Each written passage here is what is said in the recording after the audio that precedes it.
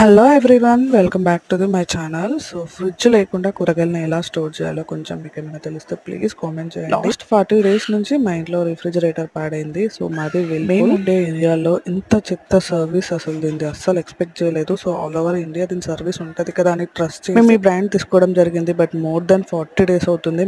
మమ్మల్ని వాళ్ళు ఒక రకమైన మెంటల్ టార్చర్ చేస్తున్నారు. సమ్మర్ అంతా అయిపోయేలాగా ఉంది, వాళ్ళు మాత్రం ఫ్రిడ్జ్ ఇవ్వట్లేదు. సో ఫస్ట్ వచ్చారు, ఏదో పాడైందని చెప్పారు, రీప్లేస్మెంట్ అన్నారు. సో రీప్లేస్మెంట్ మనీ పే చేసుకున్నారు, కానీ రిఫ్రిజిరేటర్ మాత్రం ఇవ్వట్లేదు. ఇప్పుడు మేము దాన్ని వదిలేసి ఇంకోటి కూడా తీసుకోలేం, ఎందుకంటే లో దీని ఎక్స్చేంజ్ వాల్యూ చూసేది 3000 అండ్ మేము దీన్ని కొన్నప్పుడు దీని వాల్యూ వచ్చేసి 25,000. కస్టమర్ కేర్ కి కాల్ చేస్తే వాళ్ళైతే ఏవో ఆన్సర్స్ చెప్పి తప్పించుకుంటున్నారు. అండ్ డీలర్ కి కాల్ చేస్తే అసలు కాల్ కూడా అటెంప్ట్ చేయట్లేదు. కూరగాయలకి పాలకి చాలా ప్రాబ్లం అవుతుంది అనమాట. కూరగాయలని వితౌట్ ఫ్రిడ్జ్ ఎలా స్టోర్ చేయాలో ఐడియా కొంచెం చెప్పండి. నేనైతే ఇలా తడి బట్టలో వేసి స్టోర్ చేస్తున్నాను, బట్ అయినా 2-3 days బాగుంటున్నాయి. తర్వాత